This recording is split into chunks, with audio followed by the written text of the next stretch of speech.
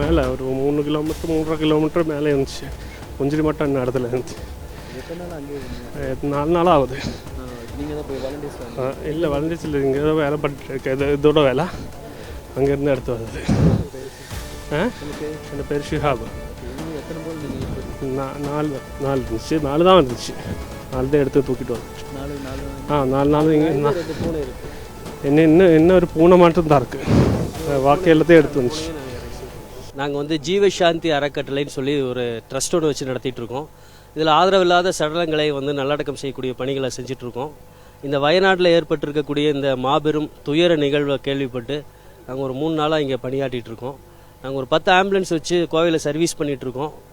அதில் ஒரு 3 ஆம்புலன்ஸ் நாங்கள் இங்கே கொண்டு வந்திருக்கோம். அது மூலிமா இங்கே இருக்கக்கூடிய மக்களுக்கு அந்த இறந்த உடல்களை எடுக்கக்கூடிய பணிகளையும் தொடர்ந்து செஞ்சிட்ருக்குறோம். நாங்கள் அது போக ஒரு 5 ஃப்ரீசர் பாக்ஸும் எங்கள் சார்பாக வந்து கோவையிலேருந்து ஒரு 20 ஃப்ரீசர் பாக்ஸு எங்கள் நண்பர்கள் மூலியமாக கொண்டு வந்து இங்கே வந்து போட்டு அந்த உடல்களை பாதுகாக்கக்கூடிய பணிகளையும் சேர்த்து செஞ்சிட்ருக்குறோம். மிக கொடூரமான இந்த நிகழ்வு இனிமேலும் ஏற்படக்கூடாது அப்படிங்கிறதுக்காக நாங்கள் பிரார்த்தனையோடு இந்த பணிகளை வந்து செஞ்சிட்ருக்குறோம். சார், இந்த கோர சம்பவத்தை வந்து விவரிக்கவே முடியாதுங்க. நாங்கள் வந்து ஒரு 3 வருஷம் 4 வருஷத்துக்கு முன்னாடி உத்தரகாண்டில் இது போன்ற ஒரு நிகழ்வை வீடியோவில் பார்த்துருக்குறோம். இந்த மாதிரி மழை சரிஞ்சு நிலச்சரிவு ஏற்பட்டு துயரமிகு நிகழ்வு வந்து வீடியோக்களில் பார்த்துருக்குறோம், சமூக வலைதளத்தில் பார்த்துருக்குறோம். உத்தரகாண்ட் பகுதிகளில் இது மாதிரி நடக்கக்கூடியது அடிக்கடி கேள்விப்பட்டிருக்கிறோம், பார்த்துருக்குறோம். முதல் முறையாக நாங்கள் இருக்கிற பகுதியில், நாங்கள் வசிக்கிற பகுதிக்கு பக்கத்திலேயே இப்படி ஒரு மாபெரும் நிகழ்வு நடந்திருக்குங்கிறத எங்களால் அதை ஜீரணிக்க முடியல.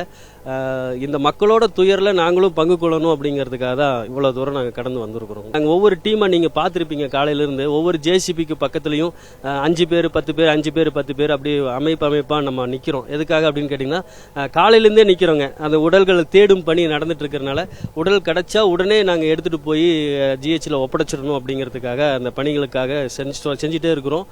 இப்போ வரைக்கும் அந்த பணி தொடர்ந்துட்டே தான் இருக்குதுங்க. இப்போ வரைக்கும் ஜேசிபி அந்த உடல்களை தேடும் பணியும் இது பண்ணிகிட்டே இருக்கு.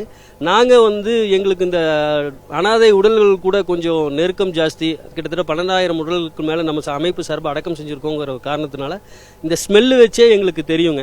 இந்த உடல் கெட்டுப்போன உடலோட வாடை வரக்கூடிய பகுதிகளை வந்து நாங்கள் கண்டறிஞ்சு இங்கே இருக்கக்கூடிய ஜேசிபி ஓட்டுநர்கிட்ட சொல்கிறோம்.